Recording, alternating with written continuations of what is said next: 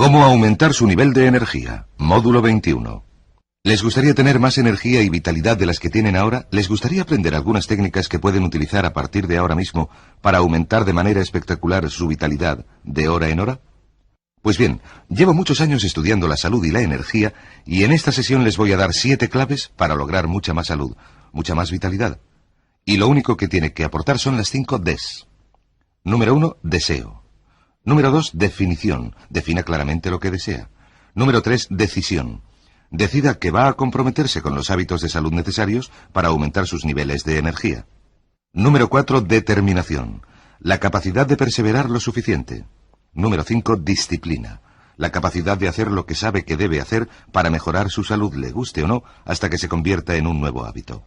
Probablemente en ningún punto de todos estos comentarios es más verdadera la ley de la correspondencia que en su cuerpo. Su mundo físico es un reflejo de lo que sucede en su interior. La ley de causa y efecto dice que la causa de los efectos que se producen en su vida es lo que usted introduce en su cuerpo y, por supuesto, lo que introduce en su mente y, naturalmente, la ley del hábito.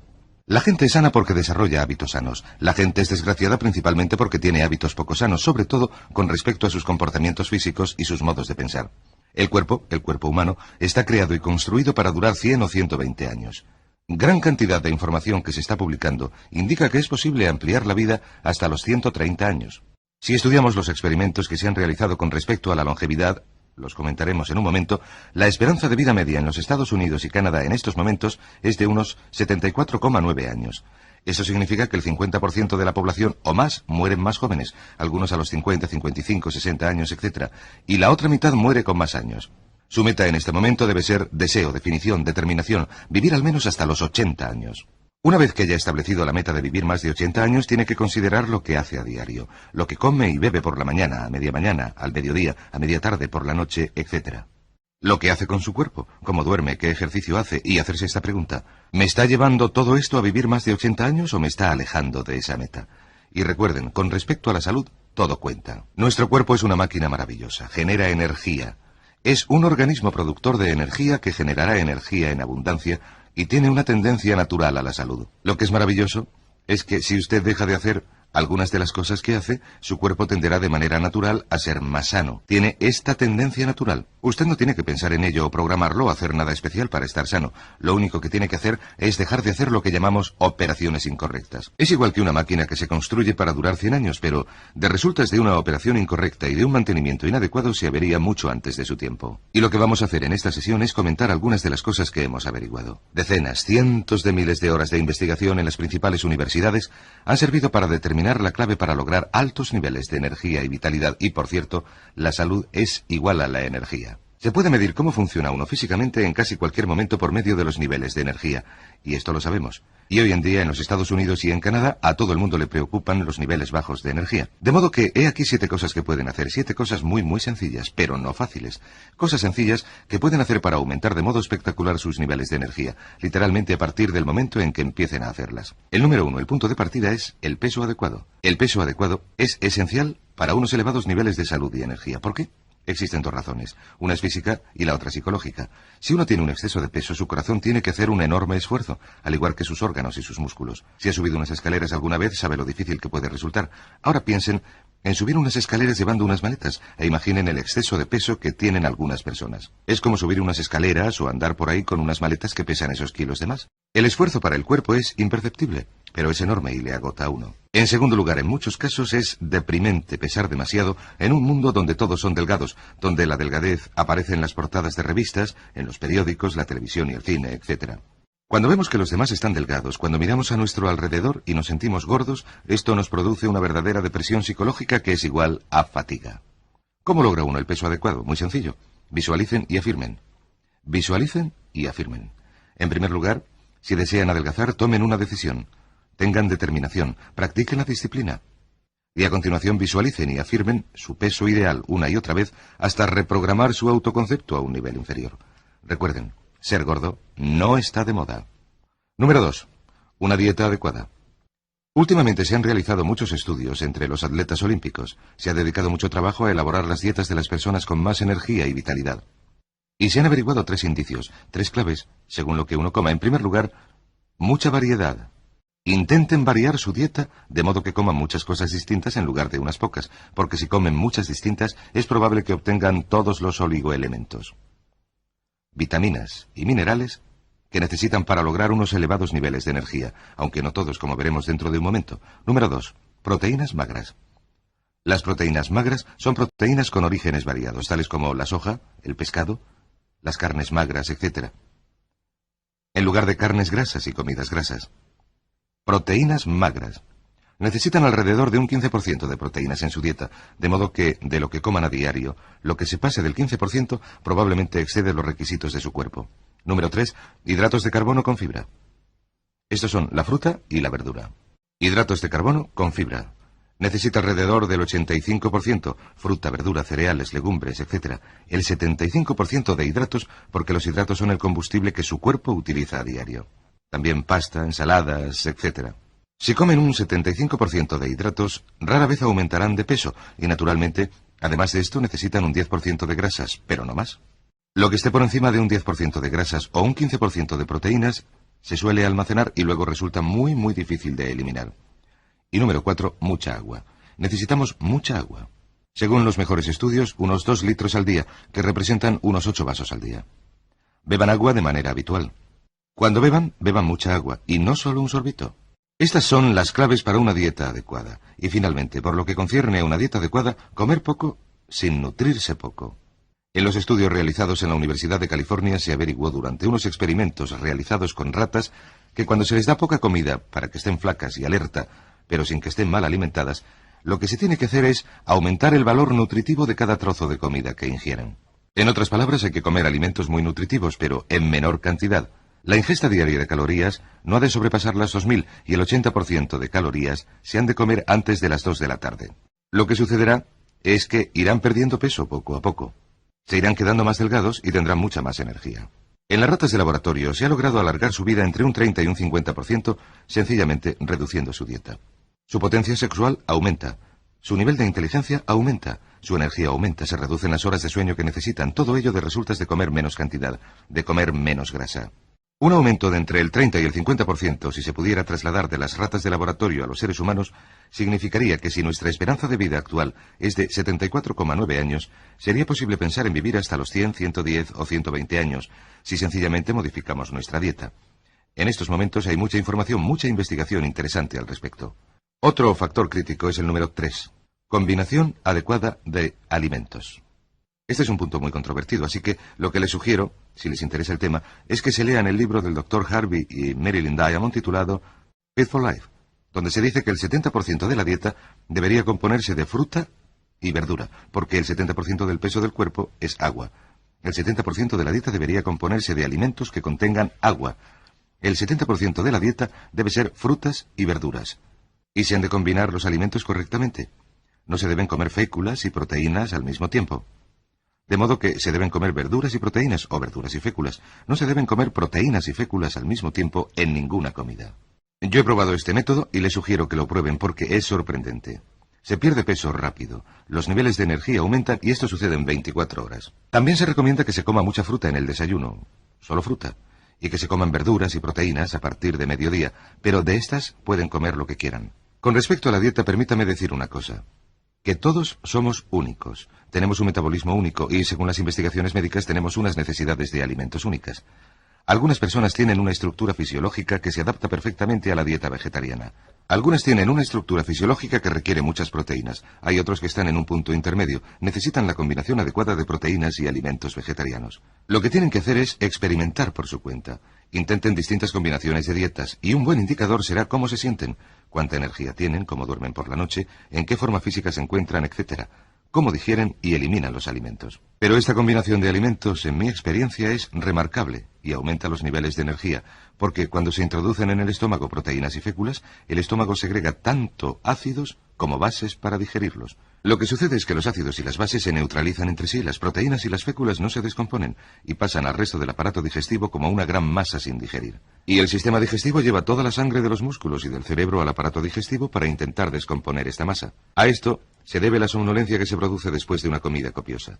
A esto se debe la somnolencia que se produce por la tarde, porque toda la energía del cuerpo está dedicada a la digestión de estos alimentos y recuerden, la digestión es la función que más energía del cuerpo consume. La digestión consume más energía que cualquier otro proceso, de modo que si pueden disminuir la cantidad de energía que se consume durante la digestión, podrán aumentar la cantidad de energía disponible para otras cosas. Permítame hacer un inciso. Hay 3 venenos que es importantísimo eliminar de la dieta. Les llamamos los 3 venenos blancos. Los 3 venenos blancos que se encuentran en casi todos los hogares son el azúcar blanco, también la miel, el azúcar moreno, las melazas, etc. La harina blanca, sustancia inerte de la que se ha eliminado todo el poder nutritivo, y la sal. El ciudadano norteamericano medio no necesita azúcar en su dieta, pero consume unos 61 kilos al año, una de las causas de la diabetes, que está convirtiéndose en una de las principales causas de las muertes prematuras. Los productos de harina blanca no tienen ningún valor nutritivo y la sal. El norteamericano medio necesita en su dieta un total anual de alrededor de 1 kilo de sal. El norteamericano medio consume alrededor de 9 kilos. Con solo disminuir la cantidad de sal que se ingiere y aumentar la cantidad de agua, se eliminarán enormes cantidades de sal. Se reducirá el líquido que el cuerpo necesita para retener la sal, y muchas personas que han dejado de ingerir sal y han empezado a beber agua han perdido más de 2 kilos en 3 o 4 días. De modo que, si pesan demasiado, si retienen muchos líquidos, eliminen de su dieta el exceso de sal. Bien, número 4. Volvamos al número 4. El cuarto es eliminar. Bueno, digamos que dejar de fumar y consumir alcohol con moderación. De todas las cosas voluntarias que le pueden hacer a su cuerpo, el vicio de fumar es lo peor. De hecho, según todos los estudios médicos, produce algo así como 34 enfermedades distintas, incluidos la esclerosis arterial y el cáncer de pulmón. El cáncer de pulmón está llegando rápidamente a convertirse en la segunda causa de muerte en el mundo occidental, y ahora mueren de cáncer de pulmón tantas mujeres como hombres. Si hay algo que se puede eliminar y que ayude físicamente más que dejar de fumar, nadie sabe cuál es. 32 enfermedades distintas, de modo que dejen de fumar. ¿Cómo se deja de fumar? Uno empieza a visualizar, a pensar en sí mismo como alguien que no fuma. Empiezan a afirmarlo. Yo no fumo, yo no fumo, yo no fumo, yo no fumo. Y empiecen a visualizarse como alguien que no fuma. Y en un momento dado dejará de gustarles fumar. No será fácil, pero el esfuerzo merece la pena. Consumir alcohol con moderación. Personalmente he de decir que la palabra moderación me gusta. Pero consumir alcohol con moderación, según las personas que investigan el asunto, representa más o menos 1 copa al día. 1 copa al día, 7 por semana, es el máximo que uno puede permitirse si dice que bebe con moderación. Cuando uno empieza a beber 2 o 3 copas al día, se está aproximando a un nivel problemático de consumo de alcohol. Número 5. Ejercicio adecuado. El ejercicio adecuado es el aeróbico. El ejercicio aeróbico aumenta el suministro de oxígeno al cerebro. La cantidad de oxígeno en el cerebro aumenta la velocidad a la que uno piensa, aumenta el nivel de inteligencia y creatividad y también el nivel de energía. De hecho, la gente que hace ejercicio aeróbico tiene más energía, duerme menos, duerme mejor, tiene más energía para las cosas buenas de la vida, ya me entienden. Comen mejor, viven más y también son más listos y más creadores. Los mejores ejercicios aeróbicos son el esquí de fondo, es el mejor de todos, y a continuación la natación, luego correr y montar en bicicleta, y luego andar. De modo que sea cual sea su estado físico, pueden hacer alguno de estos 5 deportes aunque solo sea andar. Si van a hacer un ejercicio aeróbico intenso, lo que tienen que hacer es hacerlo durante bastante tiempo y despacio. Ejercítense durante 20, 30, 40 minutos al día. Pueden darse un paseo de 3 kilómetros al día, 5 días a la semana. Hará que estén tan en forma como el que más, aunque lo único que hagan sea andar. Si quieren correr, lo que tienen que hacer es mantener unas pulsaciones elevadas durante 20 minutos, 3 veces por semana. Si hacen esto, estarán entre el primer 1% de la sociedad en cuanto a forma física, así de sencillo. A veces la gente dice, no tengo tiempo para hacer ejercicio físico, no tengo tiempo para correr, para andar, no tengo tiempo para nadar. Lo que sucede es que cuando uno está en buena forma física, si tiene mayores niveles de energía, lo que pasará es que podrá trabajar con mayor productividad. Cometerá menos errores que reparar, necesitará menos horas de sueño, perderá menos tiempo debido a trastornos físicos porque no estará enfermo, tendrá más energía y vitalidad en general y vivirá más años, añadirá más años a su vida en los que hacer cosas. La pregunta es, ¿hasta qué punto desea vivir muchos años? Porque he hablado con muchas personas que cometieron el error de decir, bueno, ya haré ejercicio más adelante, o ya cambiaré mi dieta algún día, o ya dejaré de fumar. Pero llegó un día en que averiguaron que tenían una enfermedad terminal o un proceso terminal y para entonces ya era demasiado tarde. En relación con el tabaquismo leí un artículo buenísimo en el Reader Digest hace un par de años. El autor de este artículo decía, antes o después dejará de fumar. A él le habían dicho que lo dejara y llevaba 20 años pensando en dejar de fumar sin llegar nunca a hacerlo. Y un día fue al médico y el médico le reconoció, estudió sus radiografías y le dijo, tiene cáncer de pulmón, le quedan 2 meses de vida. Así que se marchó a su casa, dispuso todos sus asuntos, escribió el artículo y lo mandó al Reader's Digest. Y para cuando el artículo se publicó, ya había muerto. Había una nota que decía, murió de cáncer de pulmón. Pero lo que decía era esto, si no lo deja antes, lo dejará después, pero lo dejará. Se lo aseguro, dejarán de fumar. El mejor momento para dejar de fumar es antes de que le encuentren un cáncer de pulmón, cuando ya de nada serviría. La siguiente clave para la salud, la número 6, es un descanso adecuado.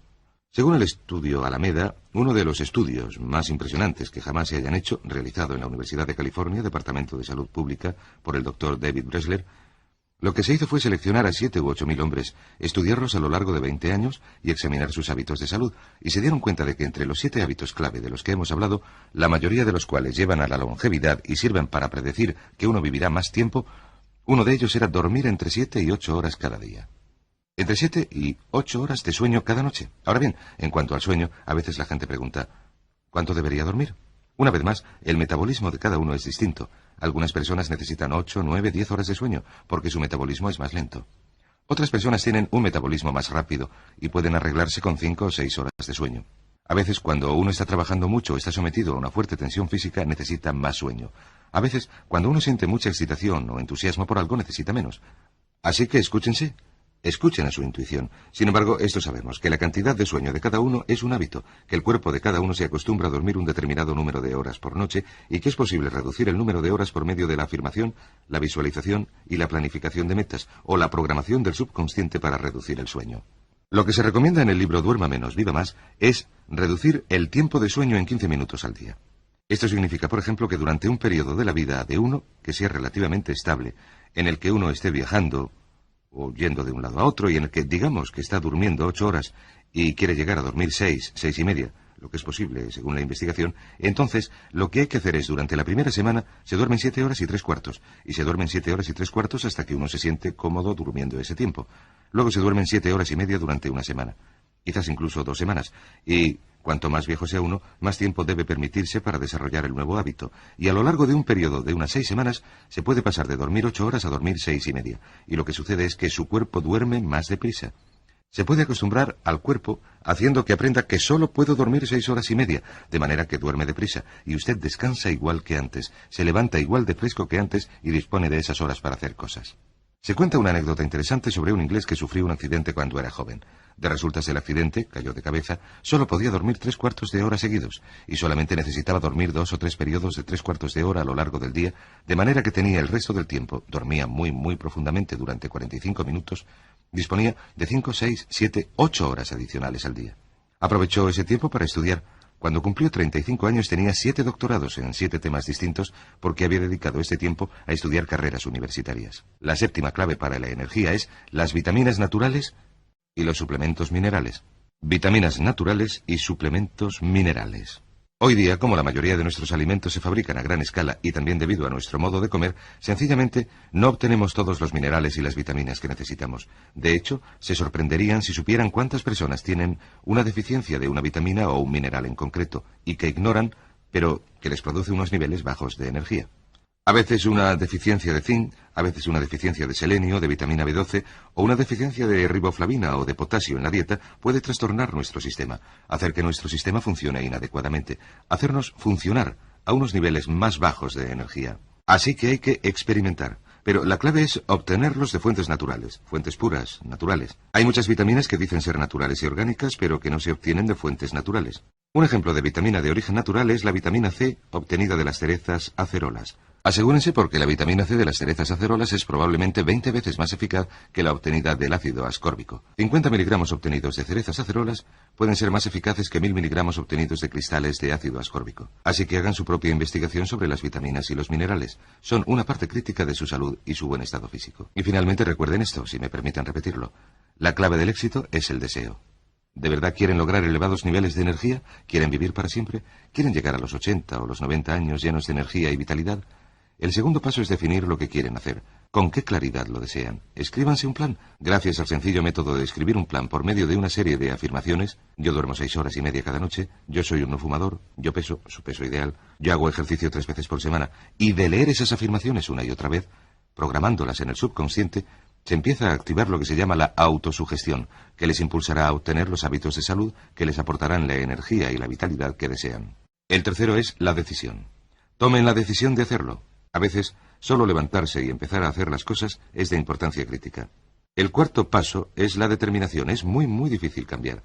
¿Recuerdan que hemos hablado de la ley del hábito? Es muy difícil cambiar las viejas costumbres, pero si pueden desarrollar costumbres nuevas y positivas que les lleven a elevados niveles de energía y vitalidad, las tendrán a su disposición el resto de sus vidas. Y, finalmente, está lo más difícil de todo, la disciplina. Hay un antiguo refrán que dice, la disciplina se pesa en gramos, el arrepentimiento en toneladas. Un último punto. Al principio de este seminario dijimos que el nivel de amor propio, la sensación de satisfacción con uno mismo, la medida en que uno se gusta, se quiere a uno mismo, es el aspecto crítico de una personalidad sana. Y cada vez que consigan disciplinarse para lograr algo que saben que es bueno para ustedes, aumentarán sus niveles de energía y vitalidad, aumentarán su amor propio. Tendrán sensaciones más positivas, más energía, se llevarán mejor con los demás y avanzarán más rápidamente en el camino de convertirse en la persona con éxito que pueden llegar a ser. ¿Cómo comprender la relación entre la mente y el cuerpo? Módulo 22. Hablemos ahora de la relación entre la mente y el cuerpo en la salud, de la medicina psicosomática, de la psique, la mente, del soma, el cuerpo, y de cómo la psique, la mente, produce un efecto sobre la salud física. Ya en 1920 un médico escribió un artículo muy controvertido en el que sugería que hasta el 20% de los trastornos físicos se debían a trastornos mentales o a la desdicha, a causas mentales. En la década de los 30, los médicos volvieron a escribir diciendo que hasta el 30% de nuestra mala salud está en la mente, o está relacionada con la mente. En la década de los 40, alguien escribió que este porcentaje representaba el 40%, y en la década de los 50 se aumentó al 50%. Los profesionales médicos tradicionales se oponían enérgicamente a cada aumento.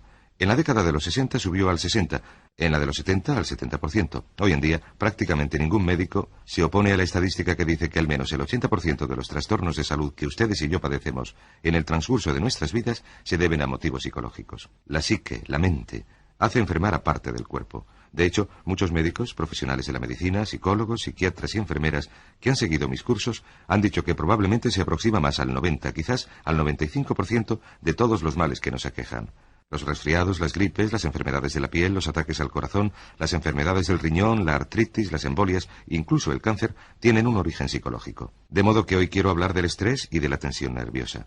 Quiero hablar, en esta sesión, de lo que existe en nuestra mente que crea en nuestros cuerpos la situación que nos hace enfermar. Sabemos, porque hemos hablado del tema antes y muchas veces, que, en cierto modo, decidimos enfermar. El doctor Carl Simonton, que trabajó durante muchos años en Fort Worth, Texas, escribió un libro estupendo llamado Getting Well Again, ponerse bueno otra vez, y escribió artículos excelentes sobre los aspectos de la enfermedad correspondientes a actitudes. Y averiguó que es interesante observar que la gente parece decidir enfermarse para hacer frente a una situación en la vida que les resulta desagradable, y cuanto más seria sea la situación, más seria será la enfermedad. Por ejemplo, si no se sentían valorados en el trabajo, les daba un resfriado.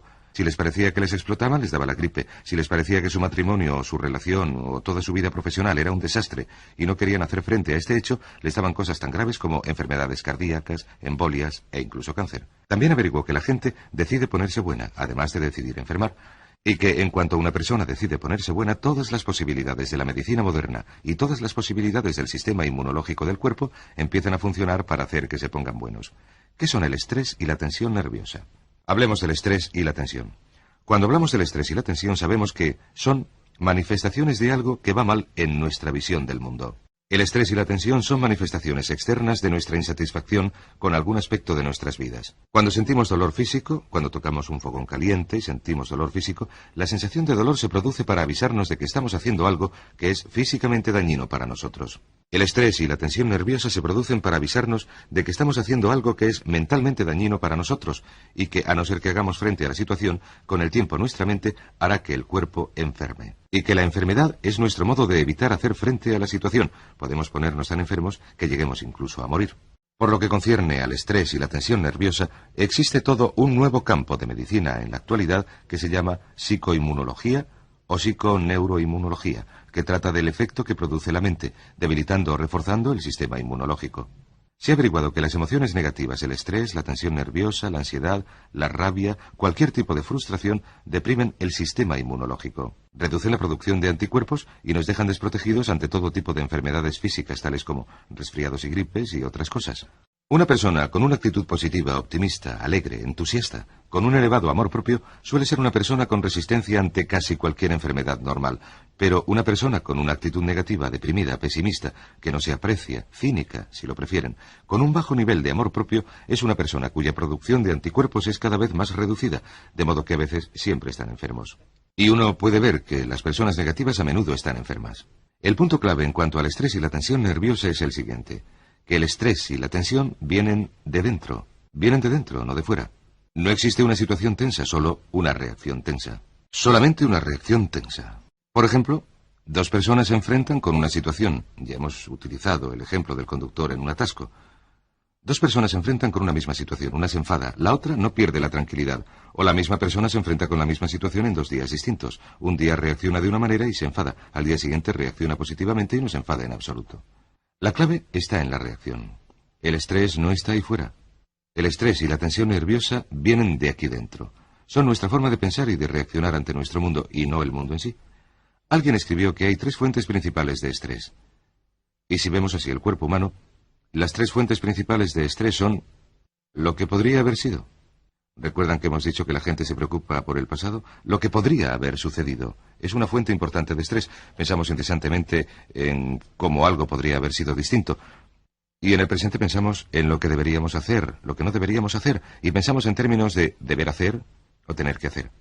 En cuanto al futuro pensamos en lo que podría suceder. Y estas 3 cosas, lo que podía haber pasado, lo que debería ser en contraposición con lo que es y lo que podría suceder, son 3 fuentes importantes de estrés en nuestras vidas. Pero siempre es nuestro modo de pensar sobre nuestro pasado, nuestro modo de pensar sobre el futuro, nuestro modo de pensar sobre el presente, en relación con la realidad, lo que produce el estrés, no el estrés en sí. Sabemos que puede decidir no ponerse enfermo. Yo he dicho esto a muchas personas en mis cursos, que uno puede decidir no volver a resfriarse nunca. Todo el mundo decide resfriarse o no resfriarse. Y lo que digo es que hay ciertas personas que se ponen muy tensas. ¿Por qué? Pues he aquí un ejemplo perfecto. ¿Por qué no se resfrían nunca las madres jóvenes? ¿Por qué las madres de niños pequeños nunca se resfrían? ¿Nunca se ponen enfermas? Porque no tienen tiempo. Si toman la decisión mental, no tengo tiempo. Son tan grandes mis responsabilidades en cuanto al cuidado de estos niños que no puedo permitirme ponerme enferma, no se pondrán enfermas. Esperan a que los niños crezcan y vayan al colegio, a tener más tiempo, o a que sus hijos crezcan y se vayan de casa, y entonces vuelven a resfriarse y a coger la gripe. De modo que uno puede decidir no ponerse enfermo o no resfriarse ni coger la gripe haciendo algo muy sencillo. Decidiendo ahora mismo que nunca más va a tener un resfriado o una gripe. Sencillamente decídanlo ahora mismo. Yo no voy a volver a resfriarme nunca, y la próxima vez que sientan síntomas de resfriado díganse: me siento estupendamente, me siento sano, me siento feliz, me siento estupendamente, yo estoy sano, yo no estoy resfriado. ¿Y saben lo que sucederá? El resfriado se irá a casa de su vecino, que cree en los resfriados, y les dejará a ustedes en paz. Y esto es un hecho. Pues bien, hablemos. Ya hemos hablado de la relación entre el estrés y la tensión nerviosa y la energía. Hay 3 fuentes principales de energía, según la enorme cantidad de trabajos realizados a principios de siglo. La primera fuente de energía es la comida. El tipo de alimentos que comemos y nuestro modo de comerlos, de combinarlos, y las vitaminas, los minerales, etc. La segunda es el aire, nuestro modo de respirar, la profundidad con que respiramos, el tipo de oxígeno que respiramos, la cantidad de ejercicio aeróbico que realizamos. La cantidad y el tipo de aire es una fuente importante de energía. Y la tercera son las impresiones. Las impresiones son el modo en que encajamos lo que nos sucede en el mundo. ¿Recuerdan que hemos hablado de una reacción tensa? Una situación puede proporcionar energía a una persona. La misma situación puede deprimir a otra. Por ejemplo, una decepción o el fracaso de un negocio o algo que fracasa de manera provisional puede hacer que una persona se deprima y se fatigue. Y puede hacer que otra se llene de energía y vuelva a estar en situación defensiva. De modo que las impresiones, nuestra manera de percibir lo que está sucediendo a nuestro alrededor, son una fuente principal de nuestra energía, ya aumente o disminuya esta. Y uno de los trabajos más importantes que he leído sobre el tema es un estudio que dice que nuestro cuerpo es una máquina que genera energía, y genera energía de distintas calidades, como una refinería de petróleo. Y el mejor ejemplo que les puedo dar es el siguiente. Imaginen que su cuerpo ingiere alimentos crudos, solamente carne, patatas, verduras, etc., y que este es el alimento básico para la energía que hace funcionar al cuerpo. Y si el cuerpo ingiere 1000 unidades de alimento, pongamos, podemos decir que 1000 calorías o 1000 unidades de alimento se pueden utilizar a nivel físico, como es el caso en la mayoría de los países del mundo, donde todo se consume para el trabajo físico y al final del día la persona está agotada, sin nada de energía, o, según la civilización avanza, según nuestra civilización avanza, si no se consume en realizar un trabajo duro físico, entonces se refina más aún y va subiendo por la cadena de la energía y se convierte en energía emocional. Y se necesitan 1000 unidades de energía física para generar 100 unidades de energía emocional. Ahora bien, la energía emocional, nuestra vitalidad, nuestro entusiasmo, nuestra emoción, nuestro amor propio, nuestra alegría de vivir, etc. Si la energía no se utiliza a nivel emocional, entonces el cuerpo continúa refinándola como si fuera una refinería. Imaginen que el nivel físico es el petróleo crudo. Se ingieren en crudo la carne y las patatas. El petróleo crudo en la refinería se refina y se convierte en el tipo de petróleo que se usa para el coche. Si no se consume allí, la refinería lo refina más aún, convirtiéndolo en lo que se llama energía mental. La energía mental es la energía que utilizamos para pensar. Todo esto no se puede demostrar a nivel científico, solo se puede a nivel intuitivo, haciendo referencia a la experiencia propia. Esto sería el equivalente de la gasolina. El petróleo refinado se refina más aún, pero se necesitan 1000 unidades de crudo para obtener 100 unidades de petróleo refinado, para obtener 10 unidades de gasolina. Y si no se consume a nivel mental, entonces se convierte en una unidad de lo que se conoce como energía psíquica, que a menudo se conoce también como energía creadora. Y esto es el equivalente, digamos, del gas para encendedores, una forma muy refinada de energía. ¿Qué sucede ahora? Pues bien, sabemos que si dedicamos mucha energía a un deporte o a trabajar en el jardín o a hacer cualquier cosa, al terminar el día estamos agotados. ¿No se han sentido nunca tan cansados al acabar el día que no quieren discutir, no quieren tomar una decisión, no quieren hacer nada? ¿Sencillamente están físicamente agotados y se han quedado vacíos de energía? Pues esto se debe a que han utilizado toda su energía a nivel físico. Sin embargo, hoy en día, en la mayoría de nuestras profesiones o trabajos, no quemamos toda nuestra energía a nivel físico, de modo que asciende al nivel emocional. Cuando disponemos de energía emocional le buscamos una salida, y nuestra salida casi siempre consiste en nuestras relaciones. Podrían ser otras cosas, pero casi siempre son nuestras relaciones. Averiguamos algo interesante, y es que las emociones positivas, si es que nuestras emociones lo son, el entusiasmo, la alegría, la felicidad, la emoción, que quemamos muy poco de esta energía y la energía se refina convirtiéndose en energía mental. Si nuestro mundo mental es positivo, si nos dedicamos a proyectos positivos, nos dedicamos a proyectos interesantes que constituyen un reto para nosotros, desarrollamos esta energía que, una vez más, siendo positiva, avanza y se convierte en energía psíquica. Y la energía psíquica es la energía de la creación que nos hace tener ideas e inspiraciones y entusiasmo y nos hace estar motivados, etc. Sin embargo, el mayor problema, y esta es la clave, es que la mayoría de la gente quema su energía a este nivel, al nivel emocional. No la utilizan a nivel físico porque no trabajan lo suficiente, pero a nivel emocional la agotan toda, de modo que les queda muy poca energía a nivel mental y casi nada a nivel psíquico. Y como ya hemos dicho, somos una mente dentro de un cuerpo que la transporta. Todo lo que ustedes son o serán jamás será un resultado del modo en que utilicen su mente. Si toda su energía se quema a nivel emocional por medio de la negatividad, el miedo, la ansiedad, el estrés, la tensión nerviosa, la ira, lo que sea, si toda se quema a nivel emocional, no tendrán nada de lo que se conoce como formas superiores de energía con las que construir una vida estupenda, con las que construir una vida maravillosa para dedicarse a actividades felices y gozosas, para ser creadores, para hallar soluciones, para establecer metas, para creer en ustedes mismos y así sucesivamente. El motivo por el que menos del 5% de la población desarrolla plenamente sus posibilidades en cualquier generación se debe a que la mayoría se preocupa al 100% de lo que se conoce como la expresión de emociones negativas, y esta es la clave. La expresión de las emociones negativas es la que quema toda nuestra energía a niveles inferiores, de modo que a niveles superiores no disponemos de ninguna energía con la que desarrollar nuestras posibilidades. Ya hemos dicho que una actitud mental positiva es esencial para el éxito, que el 85% de lo que nos sucede va a estar determinado por las actitudes, que el 85% de nuestro éxito está enlazado con la calidad de nuestras acciones internas y de nuestras relaciones con los demás. En otras palabras, el 85% de su éxito en la vida está relacionado con las emociones positivas. Sin embargo, si queman toda su energía emocional a este nivel, en la expresión de emociones negativas, hablando con los demás o con ustedes mismos de cosas negativas, pensando en cosas negativas, comentando cosas negativas, criticando, condenando, quejándose, etc. Si hacen esto, lo que sucede es que no les queda energía para subir hasta aquí. Y aquí es donde está la gran alegría, la gran felicidad, el gran éxito en la vida. De modo que, ¿cuál es la solución? La solución para unos niveles elevados de energía, felicidad, paz interior, relaciones amorosas, longevidad, es eliminar la expresión de las emociones negativas. Eliminen la expresión de las emociones negativas. Esta es una de las lecciones más importantes que he aprendido en todos mis años y decenas de miles de horas de estudio. Eliminar la expresión de las emociones negativas. Este es el punto de partida para todo crecimiento personal. De hecho, antes dijimos, al hablar de la psicología de la responsabilidad, que la eliminación de las emociones negativas es obligatoria, no optativa. La eliminación de la expresión de emociones negativas es el punto de partida para aniquilarlas. Si no expresan emociones negativas, si no las discuten, si no se involucran en una conversación negativa o en pensamientos negativos, lo que sucede es que mueren.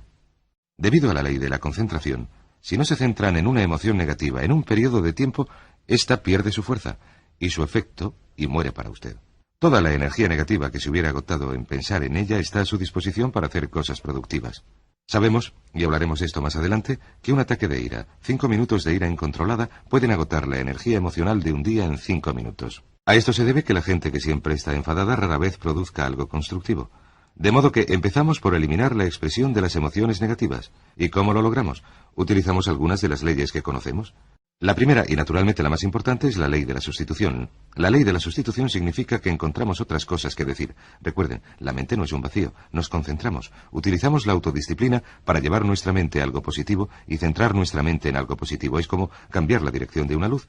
Al centrar nuestra mente en algo positivo, no podemos pensar al mismo tiempo en lo que nos preocupa. También sabemos que si nos ocupamos en hacer algo constructivo, la acción en sí, puesto que requiere nuestra participación mental y física, elimina la emoción negativa. No estamos hablando de reprimir. Hay gente que dice que se deberían reprimir estas emociones. ¿Se deberían reprimir?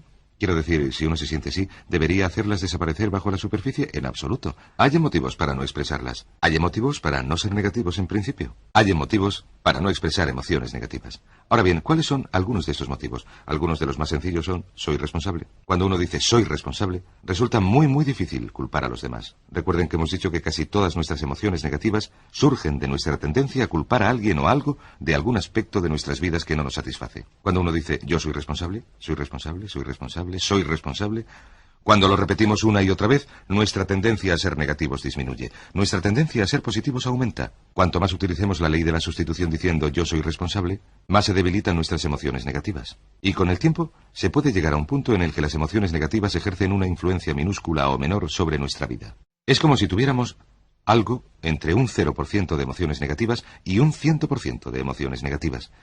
De hecho, una de las características de una personalidad sana es que se corresponde a una persona que está a este extremo de la escala. Ahora bien, todos estamos en algún punto de esta escala, moviéndonos en una u otra dirección. La pregunta que debemos hacernos es ¿qué porcentaje de nuestra conversación con nosotros mismos, qué porcentaje de nuestra conversación con los demás, qué porcentaje de nuestros pensamientos son negativos y destructivos y desvalorizadores? ¿Qué porcentaje son positivos, constructivos, edificantes? Y nuestro objetivo consiste en recordar que todo cuenta. Que no es posible para ustedes o para mí crecer como seres humanos. No nos es posible evolucionar con nuestras emociones negativas intactas. Que el único modo en que podemos lograr nuestra potencialidad es dedicándonos continuamente a frenar la tendencia hacia la expresión de las emociones negativas. Muy importante llamada la ley del hábito. ¿Recuerdan la ley del hábito? La ley del hábito dice que, en ausencia de una influencia externa, continuaremos actuando igual indefinidamente. La expresión de las emociones negativas es un hábito. La expresión de estas emociones es la razón principal por la que la gente fracasa en lograr su potencialidad. La expresión de las emociones negativas es el motivo número 1 por el que la gente fracasa en la vida. ¿Por qué? Se debe a que la expresión es la manifestación externa de la condición mental interna. Según expresemos emociones negativas, y a veces las suprimimos o las reprimimos o las encerramos en nuestro interior, según suprimamos o reprimamos las emociones negativas o las exprimamos de manera externa, producen exactamente el mismo efecto. ¿Recuerdan que hemos hablado de la ley de la expresión? La ley de la expresión dice que todo lo que se imprime, se exprime. Esto significa que lo que imprimamos en la mente subconsciente, por medio de imágenes, de palabras, de lo que leemos, se exprime en nuestra realidad en el sentido de que se manifiesta y se convierte en parte de nuestro mundo físico. Pero también hemos hablado de la ley de la inversión. Recuerden que la ley de la inversión dice que, al igual que el estado objetivo crea el estado subjetivo, en otras palabras, que el logro de la meta nos produce la sensación de ser triunfadores, también la sensación de ser triunfadores nos permite lograr la meta. La ley de la inversión dice que todo lo que se exprime, se imprime. Así que lo que esté diciéndose a sí mismo o a los demás, lo está imprimiendo en su mente subconsciente y se expresará de manera simultánea como parte de su realidad. ¿Comprenden? Yo he dedicado como 1000 horas a estudiar este asunto para comprenderlo bien, y he mirado a mi alrededor, y he viajado por todo el mundo, he mirado a mi alrededor y he observado a la gente que es infeliz y lucha y no triunfa, y he intentado averiguar a qué se debía. Y finalmente he llegado a darme cuenta, por medio de esta lectura, de que esta era la respuesta. Que la mayoría de la gente dedica la mayor parte de su tiempo a la expresión de emociones negativas, pensamientos negativos, ideas negativas, opiniones negativas, críticas negativas, desvalorizaciones. A partir de la primera infancia, esto conduce a sentimientos de culpa, de inutilidad, a un amor propio reducido, al miedo al fracaso, al rechazo, al miedo a las pérdidas, al miedo a la carencia, al miedo a la limitación, al miedo a la mala salud, etc. La expresión de las emociones negativas es la clave para la comprensión del éxito y del fracaso. De modo que cuando ya lo hemos hecho muchas veces, cuando hablamos de la importancia de una actitud positiva, a veces la gente me dice, cuando charlamos del tema que estamos comentando, bueno, eso no es más que pensamiento positivo. Lo único que usted hace es pensar positivamente. Yo contesto, sí, pero el pensamiento positivo es igual a la salud mental. El pensamiento negativo es igual a la enfermedad mental. Cuando hablábamos de reprogramar la mente para el éxito, hablábamos de programas informáticos para el cerebro. Hablábamos de la importancia del grupo de referencia. El grupo de referencia son las personas con quienes uno se relaciona. Si uno se relaciona con personas que de manera habitual expresan emociones negativas, es igual que si se relacionara con personas que padecen enfermedades contagiosas.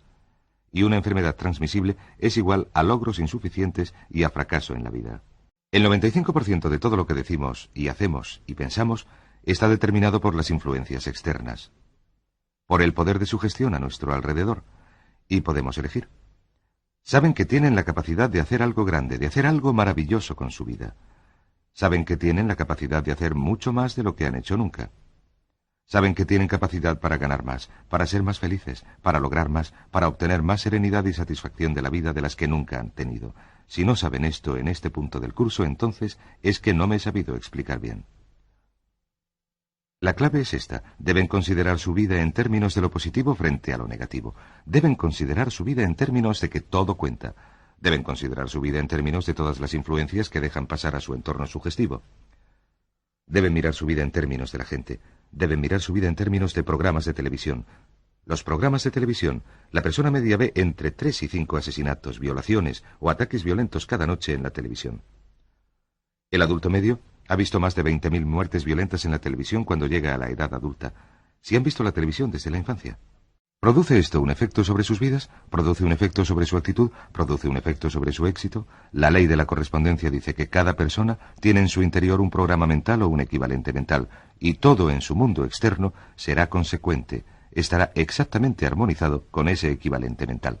Si desean convertir su realidad externa en algo positivo, maravilloso, feliz, interesante, el punto de partida para lograrlo es la eliminación de las influencias negativas, la eliminación de la expresión de emociones negativas, el alejamiento de las personas negativas, de los libros negativos, las revistas negativas, los programas de televisión negativos y centrar la mente solo en lo que quiere ser y tener y hacer. Este es el punto de partida para la salud mental, la salud física y para todo éxito y felicidad en la vida. ¿Cómo eliminar el estrés y la tensión nerviosa? Módulo 23. Hemos dicho una y otra vez que la personalidad con éxito es la generalmente optimista, positiva, feliz, alegre, por así decirlo, extrovertida. Y también hemos dicho desde el inicio que gran parte de lo que son ustedes hoy es algo aprendido.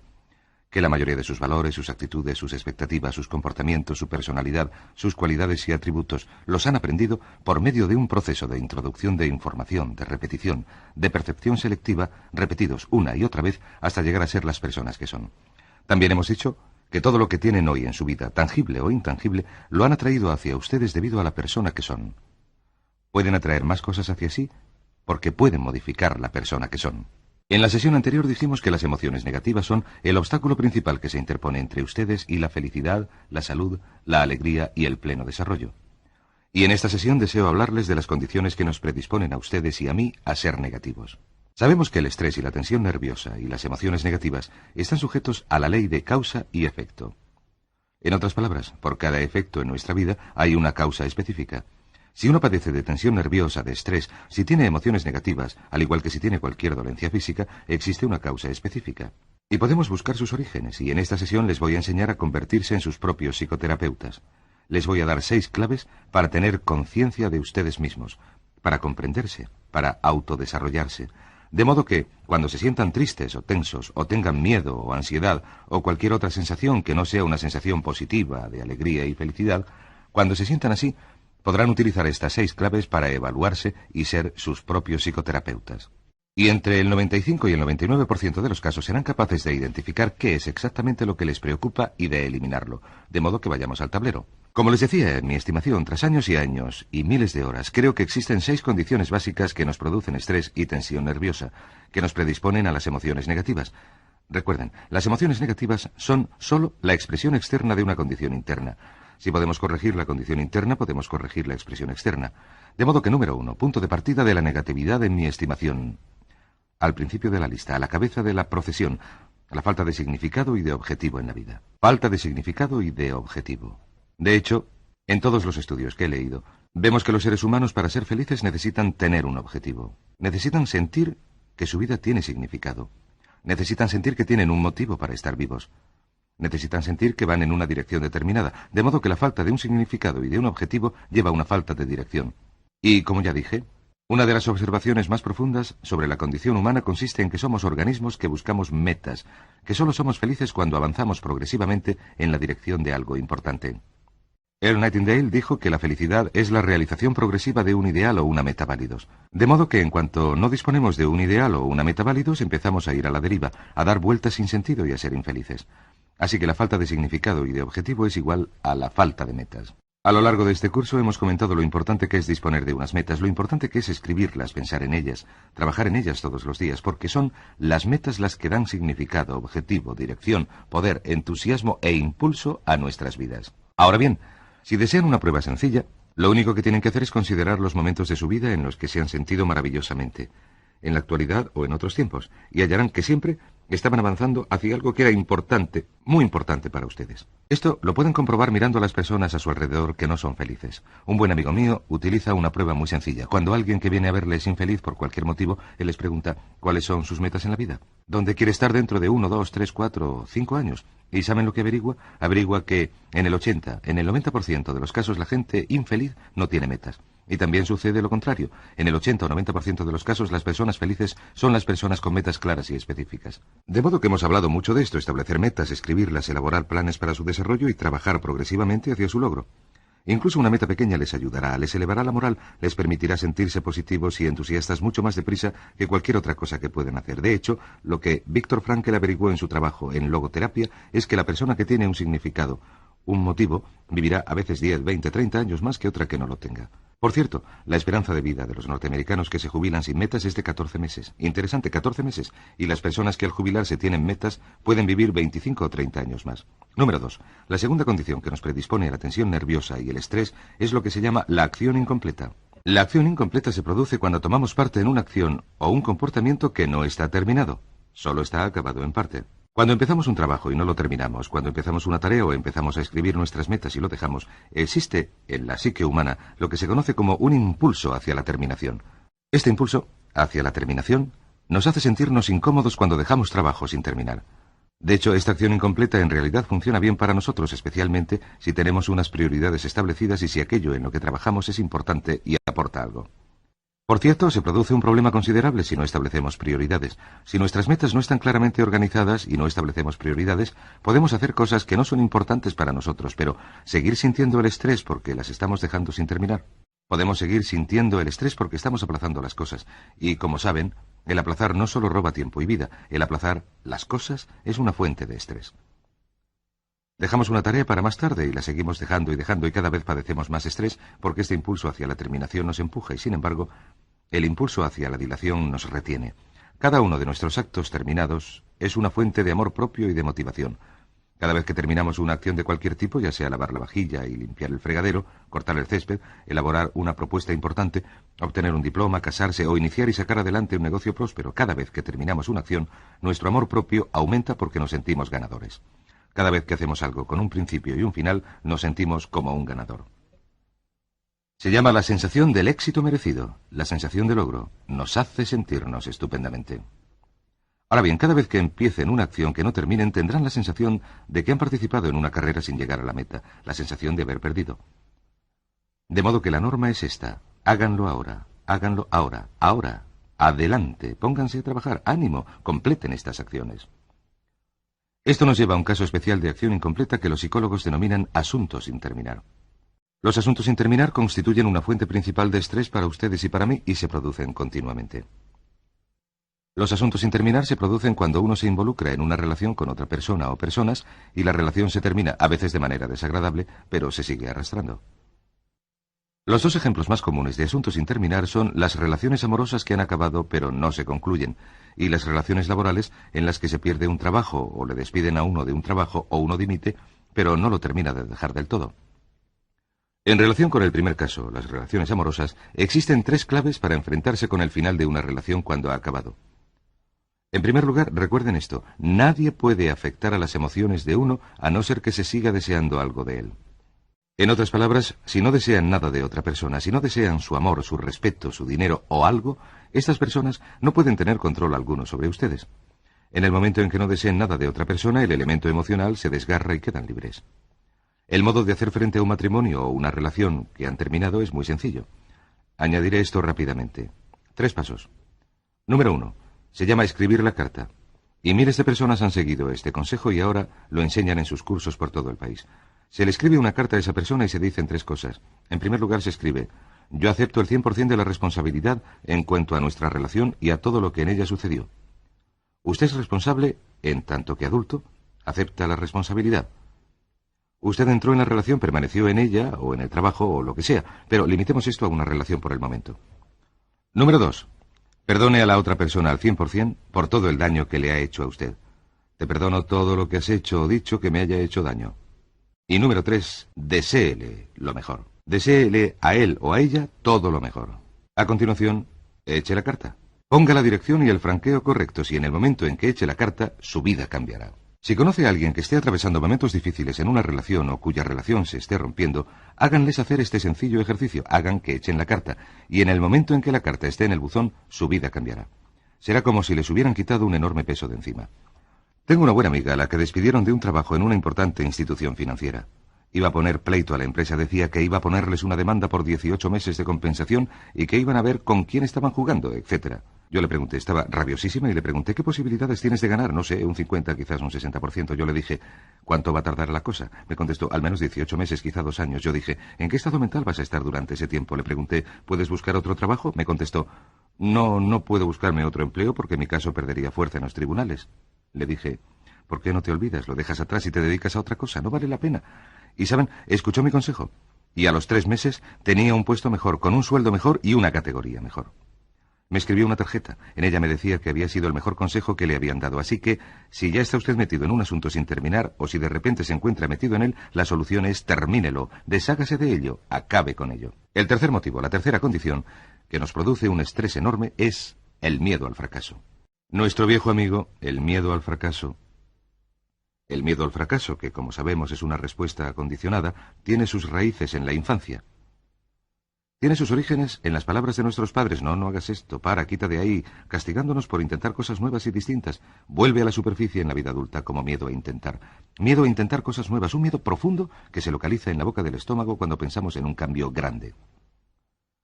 Se puede hacer frente al miedo al fracaso de 2 modos muy sencillos. El primero es la preciosa cita de Mark Twain que dice: haz lo que temes y tendrás asegurada la muerte del temor. Esto se conoce como la insensibilización sistemática. Si tiene miedo a hablar en público, o a vender, o a hacer algo, sencillamente haga lo que teme una y otra vez, hasta llegar al punto en el que ya no le trastorne. Miles, millones de hombres y mujeres que estaban aterrados ante la idea de hablar en público han sido capaces de hablar ante grupos pequeños, y luego ante grupos progresivamente mayores, para finalmente llegar al punto en el que dejan de tener miedo de hacer lo que temen, y lo que en un momento les aterraba ya ni les molesta. Así que hagan lo que temen, enfréntense al miedo, ataquen al miedo, resuelvan el miedo, recuerden que el miedo es solo un hábito mental negativo que pueden eliminar haciéndole frente y repitiendo la acción una y otra vez hasta que desaparezca. Lo segundo que pueden hacer, una afirmación muy sencilla que pueden utilizar para eliminar el miedo al fracaso, es lo siguiente: cada vez que piensen en la situación que les da miedo, cada vez que sientan la manifestación física, la ansiedad, la tensión nerviosa, la aceleración de los latidos del corazón, cada vez que piensen en la situación que les produce miedo, repítanse una y otra vez con mucha fuerza: yo puedo hacerlo, puedo hacerlo, puedo hacerlo. Y cada vez que vean a alguien que esté sintiendo miedo y desasosiego, alguien de su familia, uno de sus amigos, díganselo también. Digan: tú puedes hacerlo, puedes hacerlo, puedes hacerlo. Cada uno de nosotros se ha animado a hacer algo de importancia, porque alguien más creía que podíamos hacerlo. De modo que díganse, yo puedo hacerlo. Y luego animen a todos sus conocidos que tengan una meta diciéndoles, tú puedes hacerlo. Yo puedo hacerlo, tú puedes hacerlo. Pero cuando sientan esta tensión verán que se produce algo sorprendente. Si uno dice, yo puedo hacerlo, o yo creo que puedo hacerlo, creo que puedo, sé que puedo. Si se repiten esto, verán que este mensaje cargado de emoción que pasa de la mente consciente a la subconsciente golpea al otro mensaje, yo no puedo, que intenta subir y lo hace bajar. Y cuanta más emoción pongan al decir yo puedo hacerlo, más y más débil se hará el yo no puedo. Y con el tiempo, la emoción más fuerte, recuerden, la ley de la emoción más fuerte dominará y vencerá a la emoción más débil. Esto nos lleva a la cuarta causa principal de estrés y tensión nerviosa en nuestras vidas. El número 4, al que se considera como uno de los más importantes o de los peores de todos los miedos. El miedo al rechazo. El miedo al rechazo se inicia en la primera infancia. Como saben, los niños llegan al mundo sin ningún temor y con una enorme necesidad de amor, de que le toquen, de que sus padres le acepten y den su aprobación de manera incondicional. Sin embargo, los padres, con el fin de dirigir y controlar a sus hijos, utilizan la crítica destructiva y el amor condicionado para lograr que hagan lo que ellos quieren.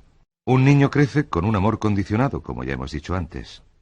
Un niño crece con un amor condicionado, lo que significa que los padres le dicen, hazlo o si no, te la vas a ganar.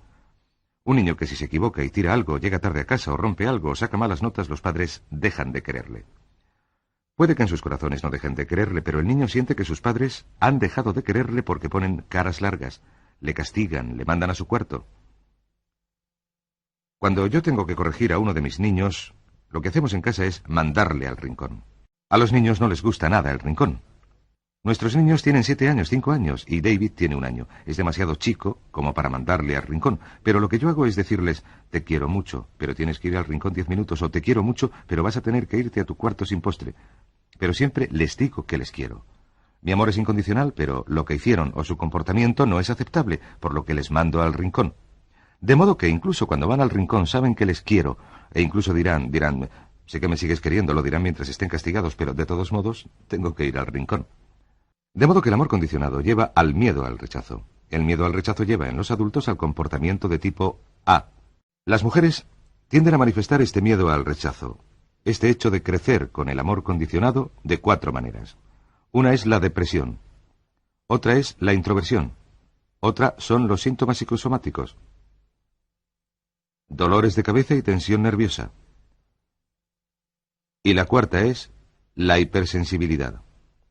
La hipersensibilidad, esto es, que las opiniones de los demás les preocupan muchísimo. Siempre piensan y ajustan su comportamiento y sus actos a lo que los demás puedan pensar y a lo que los demás puedan decir. Los hombres son muy parecidos, pero los hombres tienden a traducir este amor condicionado, este miedo al rechazo, esta ausencia de afecto en la infancia, en un comportamiento de tipo A, que es una reacción agresiva ante la vida y algo poco sano. Alrededor del 60% de los hombres son de tipo A y alrededor del 10% de las mujeres. Según más mujeres van accediendo a puestos de trabajo de mucha competitividad, más mujeres se van convirtiendo en personas del tipo A. En estos momentos, esta es una causa principal de muerte. De hecho, el doctor Kenneth Cooper dice que no se produce la muerte por enfermedades cardíacas antes de los 70 años si no existe un comportamiento de tipo A. En la mayoría de los trabajos que se están realizando en la actualidad en relación con las enfermedades del corazón, cuando se estudian el colesterol y la forma de vida, etc., el hecho es que el estrés, la tensión nerviosa y los impulsos del comportamiento de tipo A, una expresión acuñada por 2 cardiólogos que averiguaron que la mayoría de sus pacientes se adaptaban a unas características psicológicas específicas, su modo de actuar, de andar y de hablar era el mismo en todos los pacientes con enfermedades cardíacas. Y hablaremos de su contrario, el tipo B, en un momento. Que el comportamiento de tipo A es un factor que mata. De hecho, la mayoría de las personas que son auténticos tipos A, alrededor del 10 o el 20% de la población masculina, suele morir alrededor de los 55 años. En Norteamérica, en la actualidad, alrededor del 80% del dinero lo controlan mujeres cuyos maridos se quemaron, murieron jóvenes para ganarlo. Un estudio realizado recientemente por la revista Forbes sugería que la mayoría de estas mujeres gastan todo el dinero que sus maridos ganaron antes de morir ellas, y que transmiten muy poco a sus familias. Esto es interesante. Los hombres trabajan toda su vida, queman sus vidas, se matan al tener ataques al corazón muy jóvenes, y las mujeres gastan el dinero. Y al final de la vida de la mujer no queda nada. Algo en qué pensar cuando consideren la importancia de amasar una fortuna. Así que, ¿cuáles son algunas de las características del comportamiento de tipo A? La primera característica del comportamiento de tipo A es lo que se conoce como la enfermedad de la prisa. La persona de comportamiento tipo A siempre tiene prisa. Siempre van a toda mecha, no pueden parar. Son muy impacientes, tienen que hacer las cosas, no pueden parar. No les apetece relajarse. Padecen la enfermedad de la prisa y están siempre en acción, en acción, en acción. En segundo lugar, tienen lo que se conoce como inseguridad de categoría. Inseguridad de categoría. Porque, volviendo una vez más a la infancia, la inseguridad de categoría significa que por mucho que logren, nunca descansan. Por muchos ascensos que les den o por mucho dinero que ganen, nunca les parece que son lo suficientemente buenos. Nunca tienen una sensación de amor incondicional, de manera que se esfuerzan continuamente por lograrlo. Por cierto, ¿de dónde viene el amor incondicional? Casi siempre del padre. El padre es la figura predominante y la mayoría de nosotros hemos tenido padres que no nos han dado la calidad y la cantidad de amor incondicional que deseábamos. Y muy a menudo nos vemos esforzándonos en la vida. Incluso cuando nuestros padres han muerto, esforzándonos de algún modo por lograr su aprobación por medio del éxito o de más y más éxito. Otro ejemplo del comportamiento de tipo A es la lucha continua por mejorar el rendimiento. Tenemos una fuerte orientación hacia el rendimiento, pero este es un rendimiento con un tope indeterminado, y esta es la clave.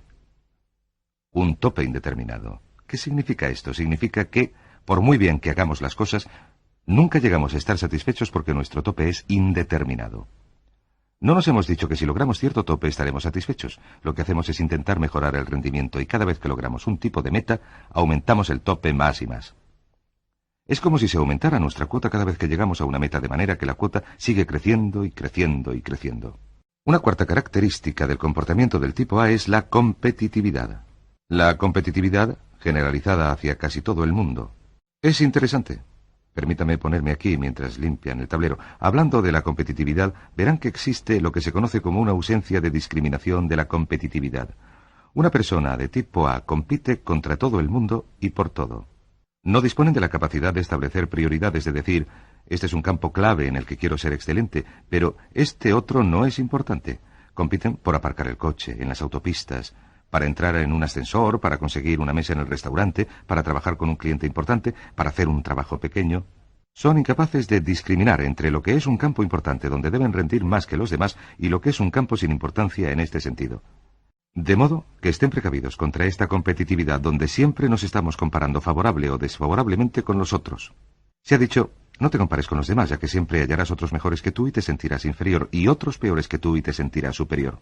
El tipo A siempre se está comparando con los demás, especialmente con las personas que están en su mismo nivel. Desgraciadamente tienden a pisar a los que están por debajo. Desgraciadamente tienden a preocuparse por la opinión de sus jefes, porque para el tipo A adulto, el jefe adquiere el papel que tenía el padre. Según pasan de la familia al mundo laboral, pasan de intentar obtener la aprobación del padre a intentar obtener la aprobación del jefe. Y se preocupan por su opinión. De modo que el número 5 es la agresividad. Agresividad. El tipo A es agresivo. Y junto con esto la hostilidad. El tipo A es iracundo. El tipo A es iracundo por motivos que una vez más proceden de la infancia, en la que el tipo A nunca llegó a obtener el amor que él o ella necesitaba. Fueron niños iracundos y ahora son adultos iracundos. Una sexta característica del tipo A es que está orientado a cosas y no orientado a personas. Orientado a cosas, especialmente a nivel de cifras. El tipo A se preocupa por el dinero, los coches, la casa, la categoría, las publicaciones, las ventas, las cifras de producción, los ingresos, etc. Y no se preocupa especialmente por las personas.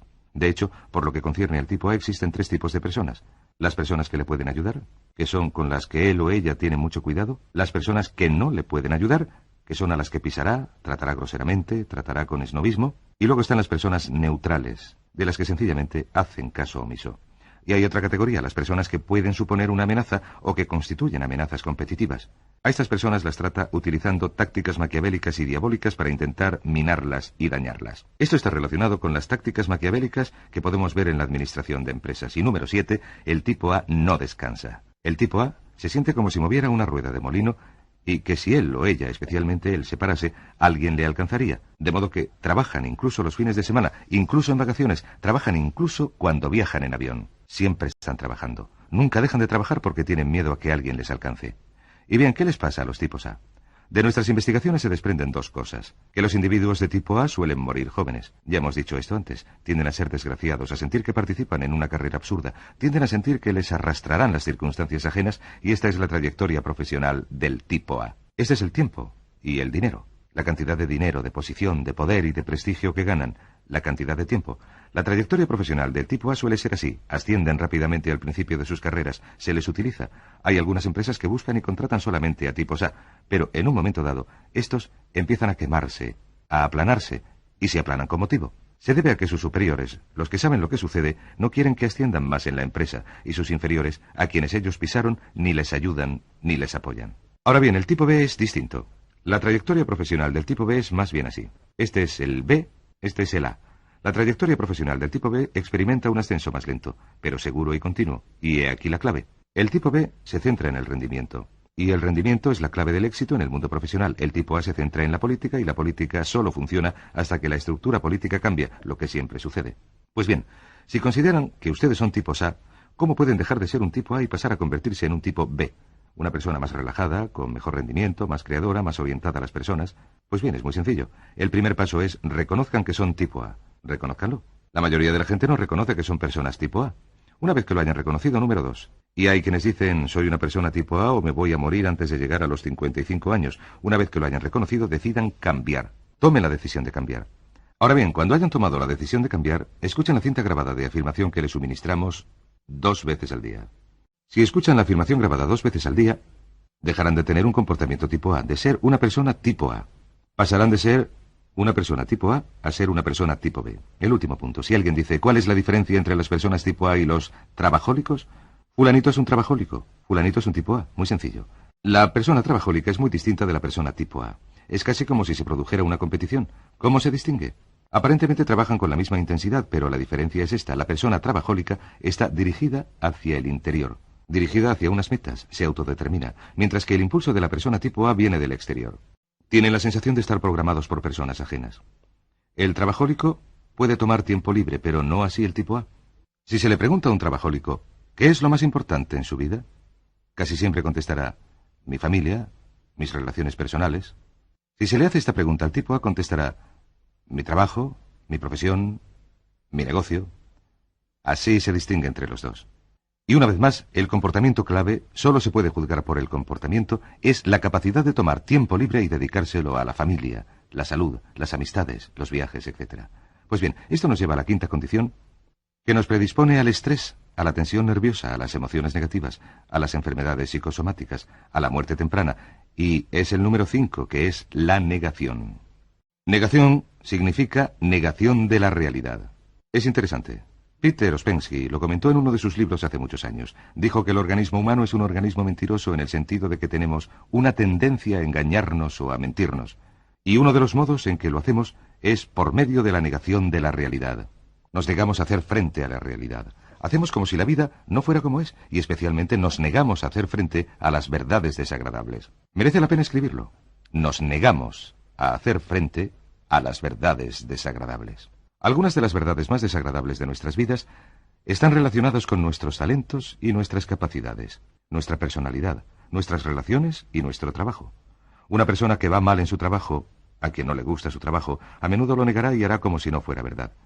Y la clave para superar la negación, y por cierto la mayoría de los psicólogos opinan que la negación de la realidad es la primera causa de enfermedad mental, naturalmente está relacionada con todas las que hemos comentado a esta hora, la clave para superar la negación es sencillamente esta: comprender de dónde viene. Nos dedicamos a la negación porque tenemos miedo a la vergüenza. Todos los casos de negación tienen que ver con la vergüenza, algún tipo de vergüenza anticipada. Entra en juego lo que los asiáticos llaman perder la cara. Todas las ocasiones de negación requieren que hagamos frente a la verdad en nuestras vidas. Así que he aquí las claves para utilizar y comprender la negación. Número 1. Recuerden esta clave de la filosofía del objetivismo. La realidad es. La realidad es. Lo que esto significa es que sea cual sea la situación de su vida, es. Es un hecho. Es una verdad. Y hay que afrontarla. Y cuanto antes se haga, mejor se sentirá uno y más feliz será. El número 2 es que siempre hay un precio que se puede pagar para estar libre de cualquier estrés o tensión nerviosa. Siempre hay un precio que se puede pagar. Siempre hay un precio. Si uno es desgraciado por cualquier motivo, siempre hay un precio que se puede pagar.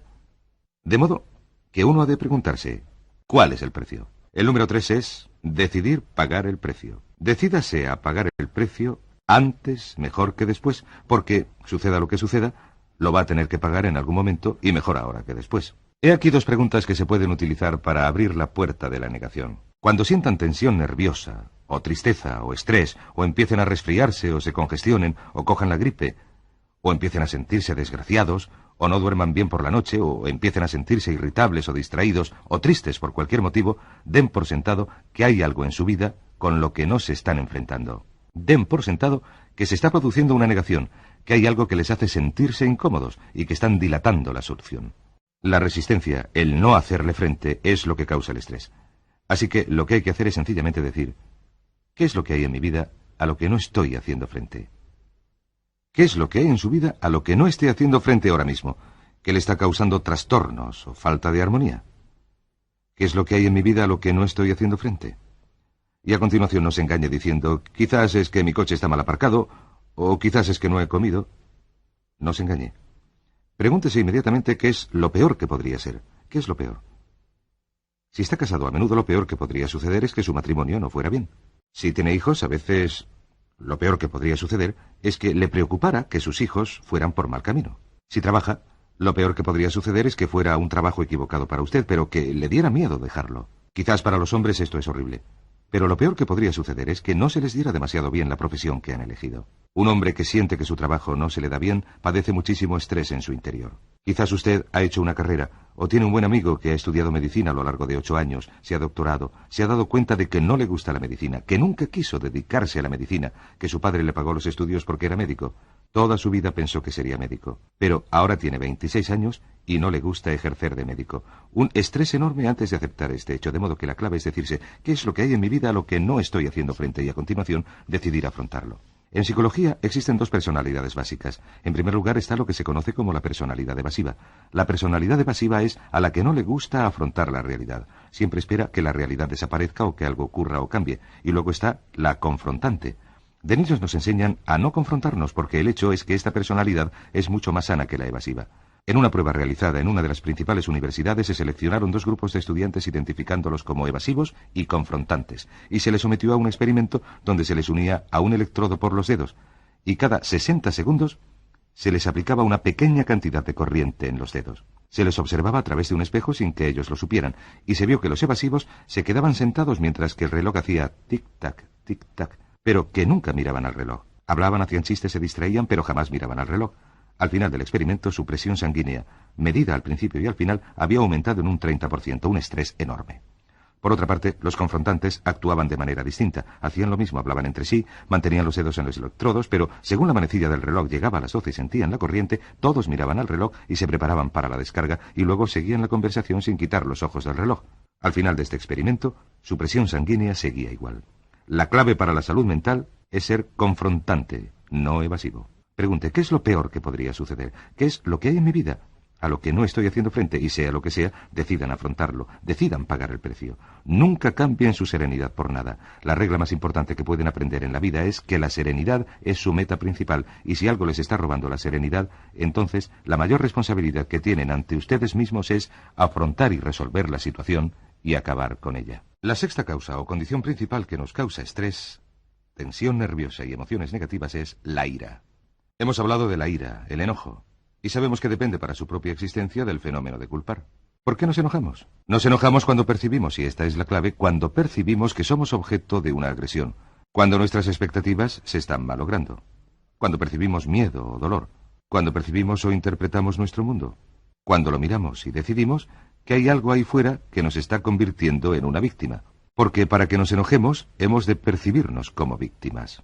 Cuando nos percibimos como víctimas, se produce un fuerte impulso en nuestro interior que nos lleva a atacar o a contraatacar. En la salud, esto se conoce como la lucha o la respuesta de huida. Cuando nos sentimos amenazados, como le sucede a un animal, se produce esta reacción básica de lucha o de huida y queremos hacer algo. Sin embargo, en nuestra sociedad no suele ser posible. La venganza no suele ser posible. La venganza no es posible porque no es aceptable. La persona de la que queremos vengarnos es mayor que nosotros, o se ha ido, o no es recomendable, porque quien nos causa el problema es nuestro jefe, nuestra suegra o alguien así. De modo que si no eliminamos esta ira de nuestro interior, si no la expulsamos, va creciendo dentro de nosotros y nos envenena. De modo que el doctor Hans Soil elaboró lo que él llama actividad de impacto físico bruto. Averiguó que cualquier tipo de contacto elimina la ira. Concluyó que si se puede realizar cualquier tipo de actividad en la que se utilice el contacto, es posible expulsar la ira del propio sistema.